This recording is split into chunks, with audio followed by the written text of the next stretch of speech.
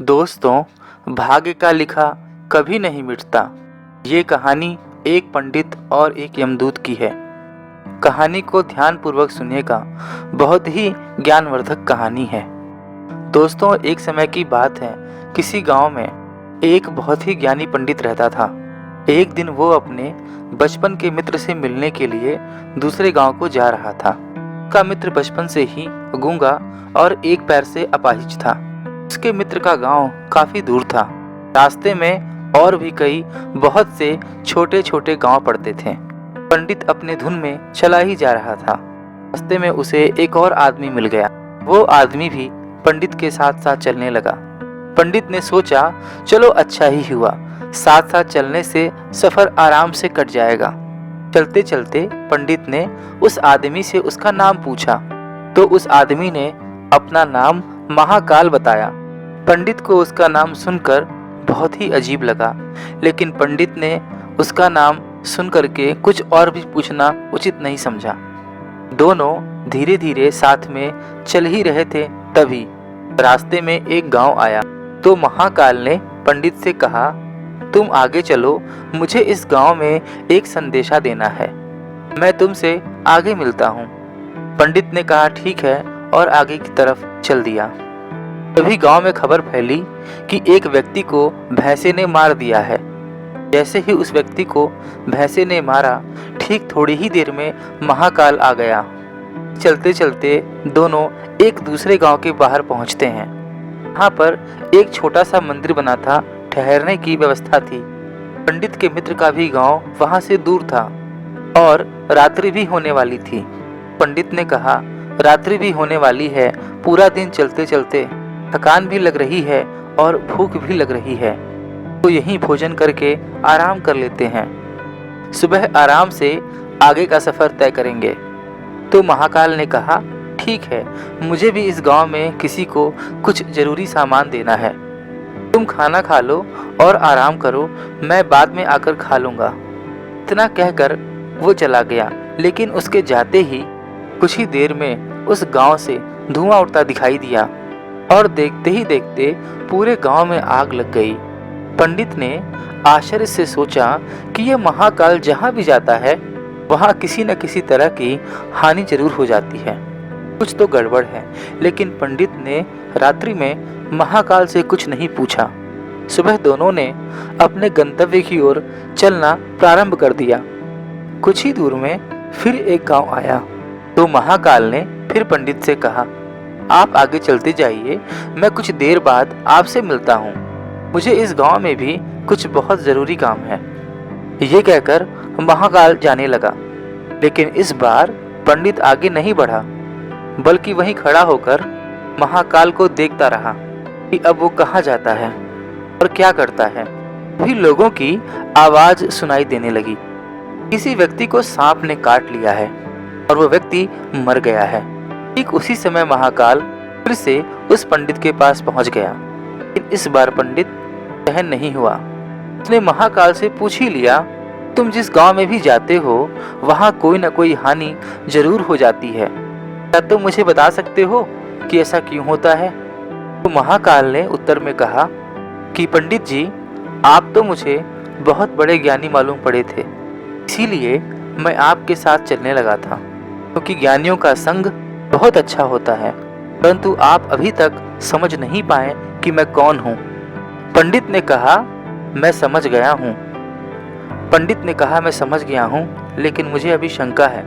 लेकिन यदि आप मुझे अपना परिचय दें तो बहुत आसानी होगी। तो महाकाल ने जवाब दिया कि मैं यमदूत हूँ और यमराज की आज्ञा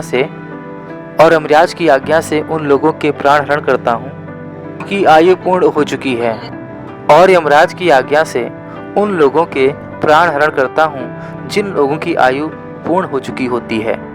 हालांकि पंडित जी को पहले से ही इस बात की शंका थी, फिर भी महाकाल के मुंह से ये सुनकर पंडित घबरा गया। लेकिन पंडित ने फिर से हिम्मत करके पूछा, अगर ऐसी ही बात है और तुम सचमुच यमदूत हो तो मुझे ये बताओ कि अगली मृत्यु किसकी होगी? अगली मृत्यु तुम्हारे उसी मित्र की है जिससे कि तुम मिलने जा रहे हो, और अपने मित्र की मृत्यु का कारण भी तुम ही बनोगे। यह बात सुनकर पंडित सहम गया और सोच में पड़ गया कि वास्तव में यदि ये महाकाल यमदूत हुआ तो उसकी बात भी सही होगी और इसके कारण मेरे बचपन के मित्र की भी मृत्यु हो जाएगी। इसलिए अच्छा ये होगा कि मैं अपने मित्र से मिलने ही न जाऊं। कम से कम मैं उसके मृत्यु का कारण नहीं बनूंगा। महाकाल ने कहा, तुम जो सोच रहे हो वो सब मुझे पता है। अगर तुम्हारे अपने मित्र से मिलने न जाने पर नियति बदल नहीं जाएगी। तुम्हारे मित्र की मृत्यु निश्चित है और वो कुछ अगले ही पलों में घटित होने ही वाली है। महाकाल के मुंह से ऐसी बातें सुनकर पंडित को झटका लगा, क्योंकि महाकाल ने उसके मन की बात जान ली थी, जो कि एक साधारण व्यक्ति के लिए संभव नहीं है। पंडित को यह विश्वास हो गया कि ये महाकाल सचमुच में ही यमदूत है। इसलिए वो मित्र की मृत्यु का कारण न बने, इसलिए पंडित पीछे हट गया और वो अपने गांव की ओर जाने लगा। परंतु जैसे ही पंडित पीछे की तरफ मुड़ा, उसका मित्र उसकी तरफ तेजी से आता हुआ दिखाई पड़ा। पंडित को देखकर अत्यंत प्रसन्न दिख रहा था। अपने मित्र की आने की गति को देखकर पंडित को ऐसा लगा जैसे कि वो काफी समय से उसके पीछे ही आ रहा है, लेकिन वो बचपन से ही गूंगा था और पैर से अपाहिज था, इसलिए वो न पंडित तक पहुंच ही पा रहा था और न पंडित को आवाज देकर रोक पा रहा था। लेकिन जैसे ही वो पंडित के पास पहुंचा, उसकी मृत्यु हो गई। पंडित हक्का बक्का होकर महाकाल की तरफ देखने लगा, जैसे कि वो पूछना चाह रहा हो कि आखिर क्या हुआ। महाकाल भी पंडित के मन की बात समझ गया और बोला, तुम्हारा मित्र पिछले गांव से ही पीछे पीछे आ रहा था, लेकिन वो अपाहिज और गूंगा होने के कारण तुम तक नहीं पहुंच सका। उसने अपनी संपूर्ण ताकत लगाकर तुम तक पहुंचने की पूरी कोशिश की, लेकिन बुढ़ापे में बचपन जैसी ताकत नहीं होती, इसलिए हृदय गति रुकने के कारण तुम्हारे मित्र की मृत्यु हो गई। कि तुमसे मिलने के लिए अपनी सीमाओं को लांघते हुए वो तुम्हारे पीछे पीछे भाग रहा था, इसलिए उसकी मृत्यु का कारण तुम ही बने। पंडित को यकीन हो चला था कि सचमुच ये महाकाल यमदूत ही है और इसका कार्य जीवों के प्राण को हरना है। पंडित एक ज्ञानी व्यक्ति था, इसलिए उसे ये पता था कि मृत्यु पर किसी का वश नहीं चलता और सभी जीवों को एक न एक दिन मरना ही है। यही सोचकर पंडित ने अपने आप को संभाल लिया। लेकिन अचानक से पंडित को स्वयं की मृत्यु के बारे में जानने की इच्छा हुई, इसलिए उसने महाकाल से कहा, जब मृत्यु मेरे मित्र की होनी ही थी तो तुम शुरू से मेरे पीछे पीछे क्यों चल रहे थे। काल ने उत्तर में कहा, मैं तो सभी के साथ चलता हूँ और हर क्षण चलता रहता हूँ, तो लोग मुझे पहचान नहीं पाते।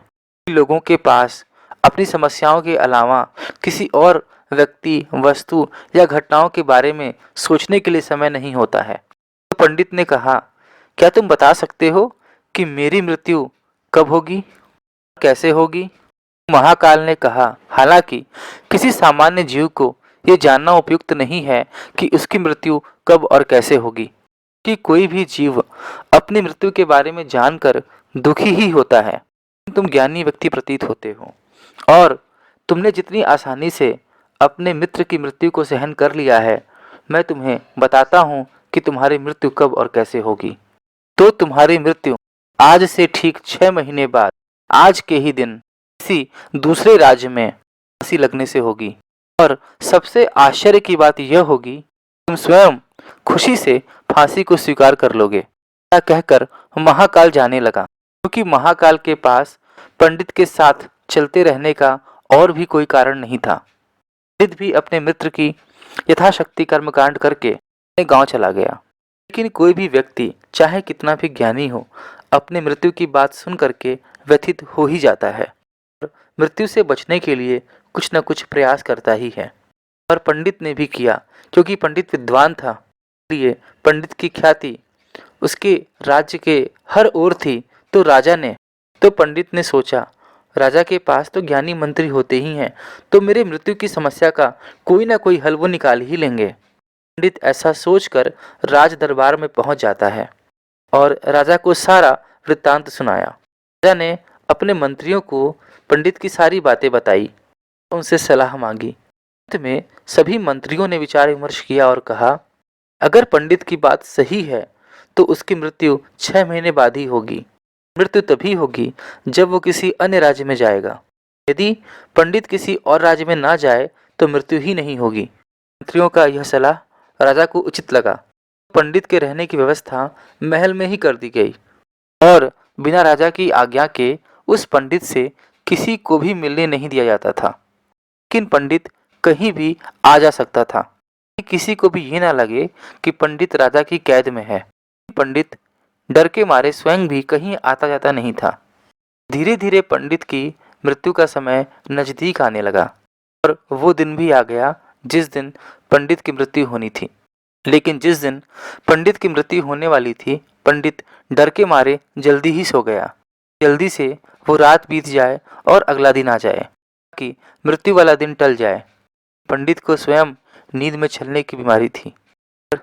इस बीमारी के बारे में पंडित स्वयं भी नहीं जानता था। ठीक उसी रात पंडित को नींद में चलने का दौरा पड़ा। वो उठा और महल से निकलकर अस्तबल में चला गया। क्योंकि पंडित राजा का खास मेहमान था, इसलिए उसे किसी भी सैनिक ने नहीं रोका, न ही उससे किसी भी तरह की पूछताछ की गई। अस्तबल में पहुंचकर पंडित सबसे तेज भागने वाले घोड़े की पीठ पर सवार होकर चलने लगा। चलते नींद में ही पंडित राज्य की सीमा को लांघकर किसी अन्य राज्य की सीमा में चला गया। नहीं, वो किसी अन्य राज्य के राजा के महल में पहुंचकर चला गया। वहां भी किसी भी पहरेदार ने उसे नहीं रोका, न ही उससे किसी ने कोई पूछताछ की। सभी लोग रात्रि का अंतिम पहर होने के कारण गहरी नींद में सो रहे थे। पंडित सीधे राजा की शयन कक्ष में पहुंच गया, जहां पर राजा और रानी सो रहे थे। वहीं पर पंडित भी जाकर लेट गया।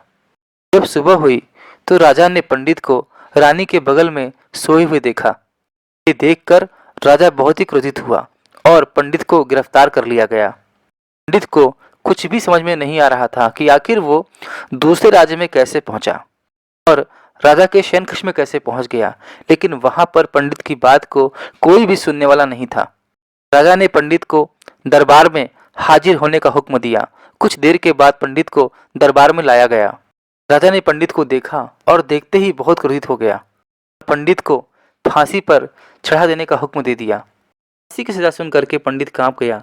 फिर भी कुछ हिम्मत करके पंडित ने राजा से कहा कि महाराज, मैं नहीं जानता कि मैं राजमहल में कैसे पहुंचा। ये भी ज्ञात नहीं कि मैं आपके शयन कक्ष में कैसे पहुंच गया। और मुझे यहाँ पर आता देख करके आपके राज्य के किसी भी पहरेदार ने क्यों नहीं रोका। लेकिन मैं इतना जानता हूँ कि आज के दिन मेरी मृत्यु होनी निश्चित थी और होने भी जा रही है। राजा को पंडित की बात थोड़ी सी अजीब लगी। उसने पूछा कि तुमको कैसे पता कि तुम्हारी आज मृत्यु होनी थी? आखिर तुम कहना क्या चाहते हो? राजा की बात सुन करके पंडित ने पिछले 6 महीने की कहानी सुना दी। पंडित ने कहा, महाराज, मेरा क्या, किसी भी अन्य व्यक्ति में इतना साहस नहीं कि वह राजा के शयन कक्ष में पहुंच जाएगा, राजा की उपस्थिति में रानी के बगल में सो जाएगा। पंडित की बात सुन करके राजा को उसकी बातों में सच्चाई दिखाई दी। लेकिन राजा ने यह भी सोचा कि हो सकता है कि ये मृत्यु से बचने के लिए महाकाल और उसकी भविष्यवाणी का सहारा लेकर के बहाना बना रहा है। तुम्हारी बात सत्य है और आज तुम्हारी मृत्यु का दिन है, जैसा कि महाकाल ने कहा था।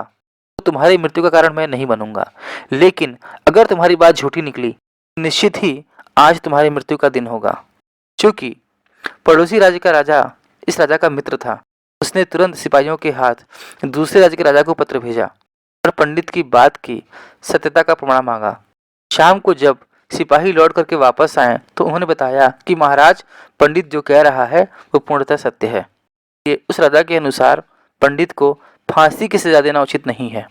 अब इस राजा के लिए एक नई समस्या उत्पन्न हो गई, क्योंकि उसने बिना कुछ जाने हुए पंडित को फांसी की सजा सुना दी थी। ये अगर पंडित को फांसी की सजा न दी जाए तो राजा के कथन का अपमान हो जाएगा। अगर राजा के कहने के अनुसार पंडित को फांसी दे दी जाएगी तो पंडित बिना कुछ किए ही मारा जाएगा। सभी मंत्रियों से इस बात की चर्चा की। सभी मंत्रियों ने राजा को यह सुझाव दिया, महाराज, पंडित को एक कच्चे सूत के धागे से फांसी दे दी जाए। इससे आपके कथन का मान भी रह जाएगा और पंडित मरेगा भी नहीं। राजा को यह सुझाव बहुत पसंद आया और उसने ऐसा ही आदेश सुना दिया। भाइयों ने कच्चे धागे के सूत का फांसी का फंदा बनाया और नियम के अनुसार पंडित को फांसी पर चढ़ाया जाने लगा। सभी लोग खुश थे कि न तो पंडित मरेगा और न ही राधा के कथन का अपमान होगा। पंडित को भी पूर्ण विश्वास था कि सूत के धागे से तो उसकी मृत्यु कभी नहीं होगी। इसलिए पंडित भी बहुत ही प्रसन्न होकर के फांसी पर चढ़ने के लिए तैयार था, जैसा कि महाकाल ने कहा था। लेकिन जैसे ही पंडित को फांसी पर चढ़ाया गया, उसका धागा तो टूट गया, लेकिन धागा टूटने से पहले उसने अपना काम कर दिया था। पंडित के गले की हड्डी टूट गई थी। पंडित जमीन पर, पंडित के गले की नस सूत के धागे से कट गई थी और पंडित नीचे गिर करके तड़प रहा था। गले से रक्त की धारा बह रही थी। देखते ही देखते पंडित का शरीर शांत पड़ गया था और पंडित की मृत्यु हो चुकी थी। सभी लोग आश्चर्यचकित थे। सभी लोग पंडित को मरते हुए देख रहे थे, किंतु किसी को विश्वास भी नहीं था कि इस सूत के धागे से किसी की मृत्यु हो चुकी थी। लेकिन घटना तो घट चुकी थी। इतने अपना काम कर दिया था। जो होना होता है उसे कोई टाल नहीं सकता। हम चाहे कितनी भी सावधानी बरतें, कितना भी प्रयास कर लें, नियति ने जो लिखा है वो होके ही रहता है, उसे कोई टाल नहीं सकता है। दोस्तों, इसे ही कहते हैं भाग्य का लिखा कभी नहीं मिटता। दोस्तों, अगर आपको ये कहानी पसंद आई हो तो आप हमारे चैनल को लाइक करें, शेयर करें और सब्सक्राइब करें। धन्यवाद।